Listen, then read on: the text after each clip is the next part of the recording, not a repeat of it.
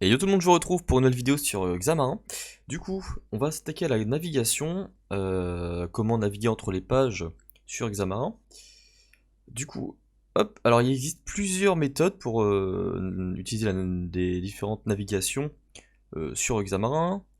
On va avoir la navigation hiérarchique, les tabbed page, les carousel page, master detail page, ou encore les pages modales. On peut utiliser de tabbed page encore ou carousel. On va commencer par la navigation hiérarchique qui fournit du coup une expérience de navigation dans laquelle l'utilisateur va naviguer entre les pages vers l'avant ou vers l'arrière. C'est-à-dire qu'une page va en fait s'insérer sur une pile, il faut imaginer une pile d'objets, de pages.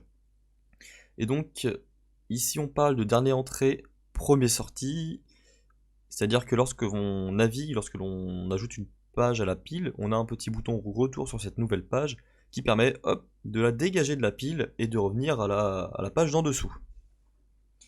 Mais du coup on va pratiquer directement. Alors, vous avez normalement du coup un projet Xamarin Android de créer, du coup vous allez pouvoir me suivre directement en allant dans le app.cs. Donc pour ce faire, on se rend sur app.xaml, afficher le code, et on va du coup transformer notre main page en page de navigation, qui sera notre route, notre point d'entrée de notre pile. Alors du coup, on retire ceci, on va dire que main page est égal à new navigation page, c'est cet objet qui va nous permettre de gérer la navigation de pile. New main page. Voilà. Donc là, lorsque notre application va se lancer, on va du coup avoir, alors il faut que je mette les parenthèses du constructeur, on va du coup avoir notre main page qui est définie en tant que page route de notre navigation page. Donc c'est la toute première page qui se situe au plus bas de la pile. Alors pour mettre en place la navigation, on va créer une nouvelle page. Je vais dans mon projet, clic droit, ajouter classe, page de contenu, et je vais l'appeler tout simplement first page. Alors j'ai ma first page. Je vais pas aller tout de suite dessus, on va retourner sur main page et on va créer un bouton qui va nous permettre de naviguer sur notre deuxième page. Alors dans notre stack layout, on va créer un button avec un texte qui est égal à next page. Et on va fermer ceci. On va lui attribuer la propriété horizontale option à center and expand, vertical option, pardon. Voilà. On a un bouton de coup au centre. Il nous faut un événement onClick. Si vous ne savez pas comment gérer ces événements, vous pouvez regarder ma vidéo sur les boutons. Donc du coup, on rajoute l'événement clicked et on va l'appeler on. Alors on va d'abord appuyer sur tab ou sur un nouveau gestionnaire d'événements. Et ensuite on va renommer le bouton clicked ici on next page button clicked. Voilà, c'est important d'avoir des noms de méthodes qui correspondent à ce que l'on fait, comme ça on s'y retrouve dans le code. Donc là je me suis rendu dans le code de mainpage.xaml.cs, et dans ce code là on va écrire du coup, déjà on va rendre notre méthode asynchrone, puisque la navigation est asynchrone avec Xamarin. On va utiliser le mot clé await forcément, et on va utiliser la classe statique navigation, qui nous propose plutôt une méthode statique, push async, et on va du coup y passer new first page, donc une nouvelle instance de notre première page. Donc voilà, ici on ajoute de manière asynchrone un objet de type page en haut de la pile de navigation. Je vais du coup exécuter le débugage. Je lance sur mon émulateur. Donc là ce que l'on vient de faire, c'est que l'on vient tout simplement de créer un premier bouton sur notre page route, la page qui se situe au plus bas niveau de la pile. Ce bouton nous permet d'ajouter une page sur la pile, et on va pouvoir du coup revenir en arrière puisque c'est généré automatiquement. Si j'appuie du coup sur Next Page, vous voyez, on a le petit ici du coup, ce qui indique que notre navigation est bien en place. Une flèche qui nous permet de revenir en arrière. Voilà, la page en fait s'en va de la pile et revient du coup sur l'élément route. Donc voilà. Alors on a aussi la possibilité de gérer cet événement par un bouton, plutôt que d'avoir la flèche en haut. D'ailleurs elle peut même se désactiver il me semble. Donc du coup, dans notre first page, on va créer un bouton. Je vous invite du coup à, si vous voulez voir le design, à cliquer en bas à droite sur fractionnement vertical, pour voir le design de la page, voilà. Et du coup on va créer un bouton. Alors on va copier ce que l'on a dans notre main page. Stack layout, jusqu'à ça, ok. Hop. Voilà. On va mettre le texte à Previews Page. Et on va appeler ça On Previews Page Button Clicked. Dans Main Page, je copie le code que l'on a créé tout à l'heure. Je vais du coup dans le code source de ma first page. Et je crée une méthode On Previews Page Button Clicked. Et au lieu d'utiliser la méthode push async, on va utiliser pop async. Et tout simplement comme ceci. Alors si on veut du coup désactiver les animations, on a en fait la possibilité de mettre un booléen ici dans la méthode. Et du coup vous voyez, animated permet de désactiver les animations de passage avec la navigation. Donc le pop async va retirer en fait de la pile. J'ai du mal renommer comme tout à l'heure. Va retirer de la pile de navigation du coup la page first page dans notre cas. Après on va voir du coup comment passer des données entre ces pages, puisque c'est plutôt très important de pouvoir avoir des données similaires entre nos pages. Alors du coup on va tester notre bouton de retour. Next page, Previews page, Next page, Previews page, donc voilà, ça fonctionne très bien. On se retrouve du coup avec notre flèche du retour ou bien le bouton de retour. Alors on va déjà créer une deuxième page, comme ça, ça va être fait pour la suite. Page de contenu, second page, voilà. Alors je ne vais pas l'utiliser tout de suite. On va se rendre dans notre main page. Ce que l'on va faire déjà, du coup, c'est dans notre méthode onNextPageButtonClicked, on va créer une variable que l'on va appeler date du jour, par exemple. New. Alors, date time. Voilà, c'est égal à une nouvelle date time. Avec un format particulier ou non? Ouais, toString du coup. On a la possibilité de passer un format, il me semble.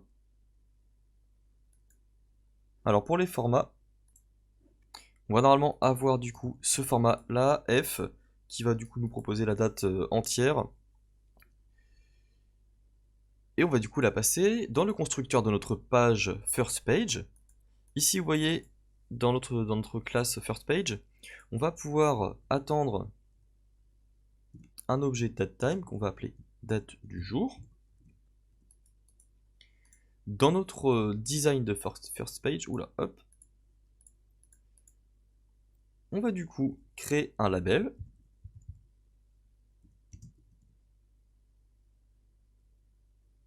Alors avec un texte qui est égal à date. Voilà. Date du jour. Ce label, on va lui attribuer un ID. x2.name égale label date du jour. Dans le code de notre first page, après le initialize component, on va du coup attribuer à notre label date du jour. Alors là, on fait ça un peu de mal, j'ai l'impression. Label date du jour.text est égal à date du jour. Alors du coup même pas, puisque je suis bête. Il faut mettre un string.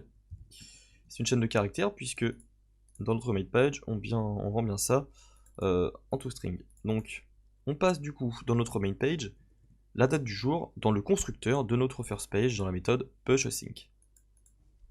On devrait avoir normalement un bon résultat lorsque l'on va appuyer sur notre bouton Next Page.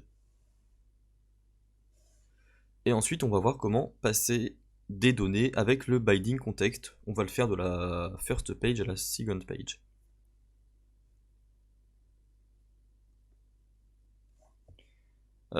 Du coup, le binding context, c'est peut-être plus intéressant quand même pour passer un objet, par exemple. Alors, next page, voilà. On a bien voyé la date qui en fait a été passée là-bas. Du coup, c'est pas la date du jour, du coup, c'est une date aléatoire, là, c'est le 1er janvier. Parce que j'ai pas fait d'item.now. .now, c'est vrai que c'est un peu bête. C'est pas très grave, on va le faire directement. Point. C'est plutôt comme ça. Égal datetime.now .toString de f. Voilà, c'est plus sympa.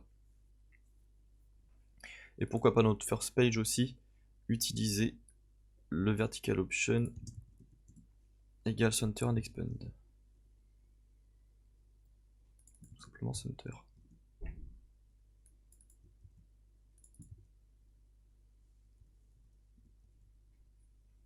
Comme ceci, voilà. Puis si on utilise center expand, ça va pas être bon, bien entendu. Ça c'est ok. Du coup, sur notre second page, on va créer un bouton. On va déjà créer un bouton qui va nous permettre de revenir sur la première page, alors sur la main page et non pas sur la first page. C'est-à-dire qu'on va en fait désempiler toutes les pages précédentes pour arriver sur notre page route. Alors je vais copier ce code-là. Sur ma second page, je colle ça. On va appeler ça onRoute page bouton click, c'est-à-dire que là on va aller écrire route page. Très bien.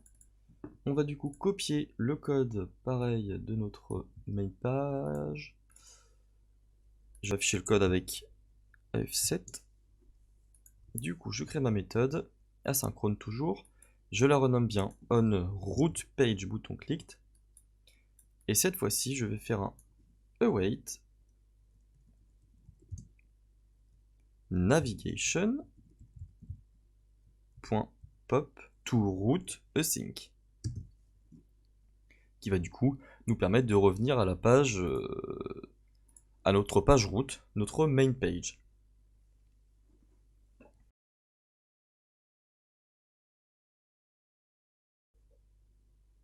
Donc si je lance la première page, next page, très bien. On a la date du jour. Je n'ai pas de bouton pour aller à la page suivante, donc c'est vrai que c'est un petit peu con. On va aller sur notre main page. On va créer, hop, sur notre first page, un bouton. Un autre bouton. Oula. Tac. Next page. Du coup, il va falloir arranger ça. Ce qu'on va faire, c'est qu'on va rendre notre stack layout, horizontal. Et on va du coup placer le bouton previous à gauche et le bouton next à droite. Comme ceci. La date, on va la laisser en haut à gauche, on s'en fout un petit peu. Du coup, ici, on est sur le bouton on next page, bouton clicked. On va aller sur notre code de first page.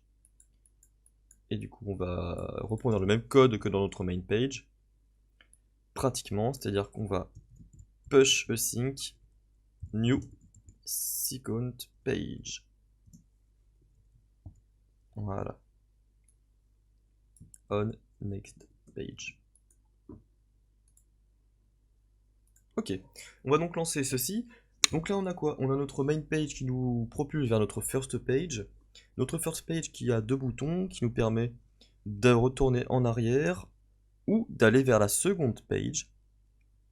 Et cette second page nous permet de retourner aux routes, c'est-à-dire à notre main page. Next page. on a du coup la date et nos boutons qui sont très mal placés, à cause de l'horizontal option sans doute. Si je supprime ceci, c'est mieux, voilà. Si je recharge, voilà, on a la date. Du coup, c'est par rapport au texte, ok. Next page, root page, et on arrive sur notre main page, vous voyez. Donc voilà. On va du coup passer des données par le binding context. Alors je vais pas avoir besoin de ma main page maintenant, app non plus. Ce qu'on va faire du coup dans notre first page, alors d'abord on va créer une classe un peu bidon. On va créer une classe que l'on va nommer contact. Voilà, avec un constructeur. Et propriété, string,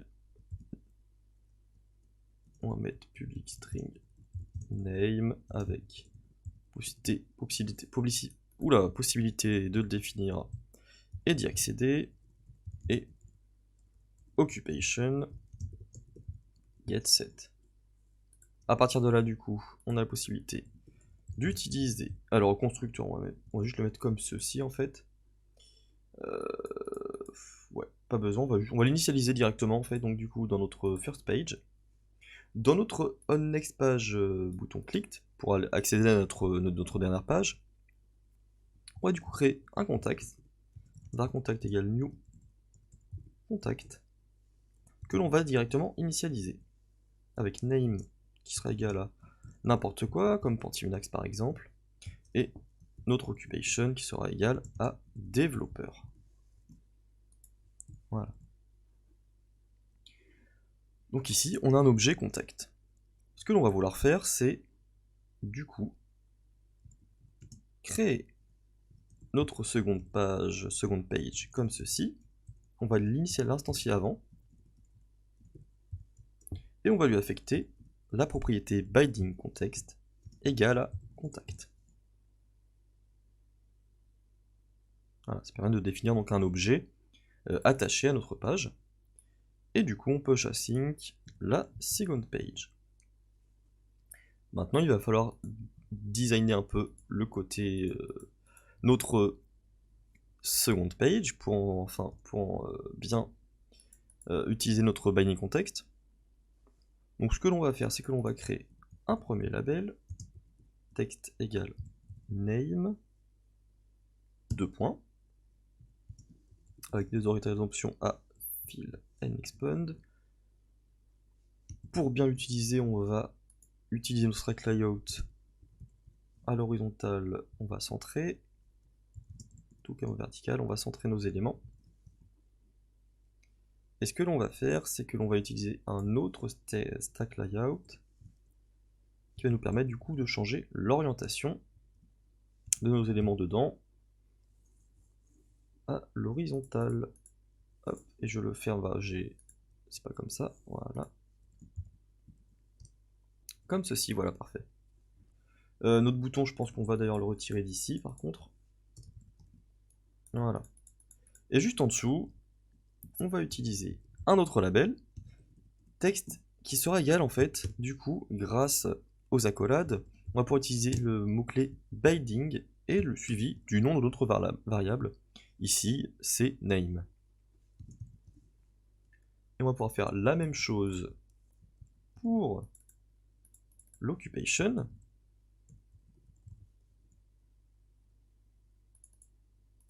Binding, occupation.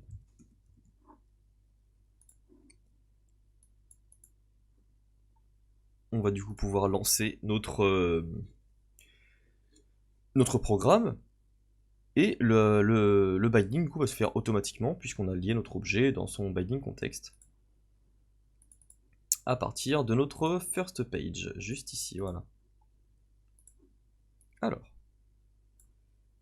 on arrive du coup sur la première page, on arrive du coup sur la dernière, et on se retrouve bien avec notre nom Pentiminax et notre occupation développeur. On peut revenir sur la première, retourner sur la dernière, ou alors retourner directement sur notre main page. Donc c'est tout pour moi, j'espère que vous avez apprécié ce tuto sur la navigation avec Xamarin. Si vous avez des questions, n'hésitez pas à les poser en commentaire, je répondrai avec plaisir. Et on se retrouve très prochainement pour des choses, pour d'autres composants de Xamarin.